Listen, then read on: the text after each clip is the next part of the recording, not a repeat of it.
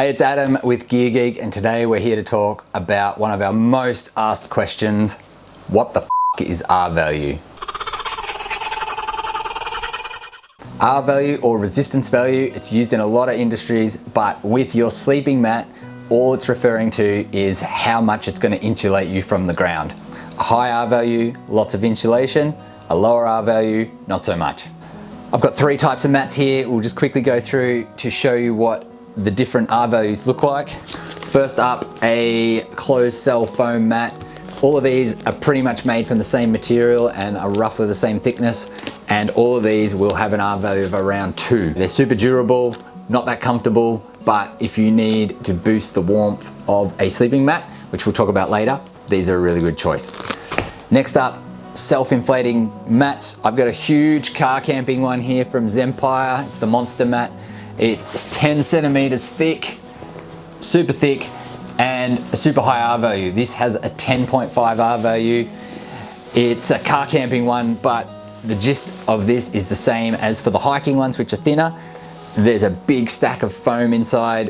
When it's rolled up, it's compressed. When you open the valve, the air rushes in, expands the foam, and that's what is insulating you from the ground in these. So the thicker the mat in general with these ones, the higher the R value. With hiking and camping, backpacking ones, they're gonna be only about half as thick maximum as this. So you got a lot lower resistance, but super comfy, pretty durable, and you can get a pretty decent R value out of these from the foam.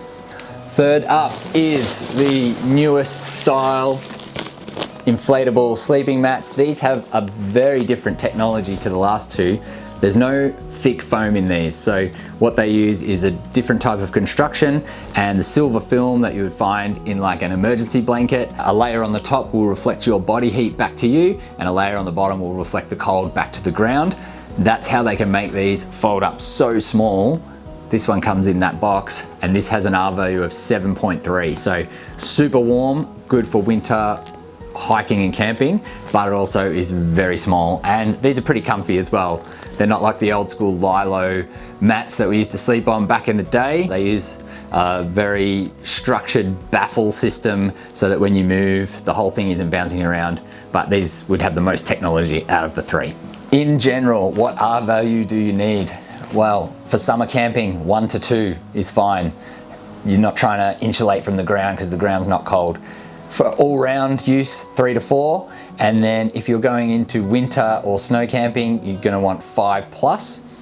The beauty of R value is that it is cumulative. So if you have this mat here that's a 7.3, and for some reason you want 9, you can get one of these foam mats, lay it out underneath, and that R value is stacked. So you've got 7 plus 2, 9 R value.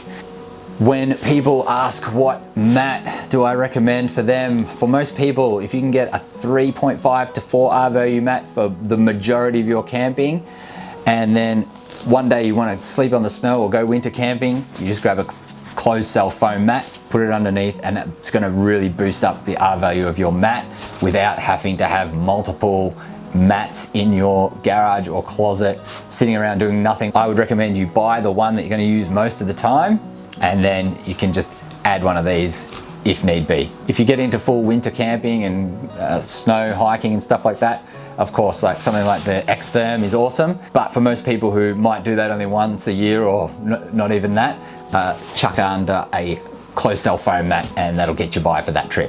One important thing to look for with the R value is that it is ASTM certified. So ASTM is the standard that they use to determine what R value the mat is. Most of the big brands will use this, like Thermarest, Mont, Cedar Summit, Big Agnes, Nemo. They will all use this, but there are some dodgy ones that do not put that on there, which just means they can write whatever number they want as their R value and it's not tested. So make sure it says ASTM somewhere next to the R value written on the packet, and you'll know you're comparing apples to apples across those brands.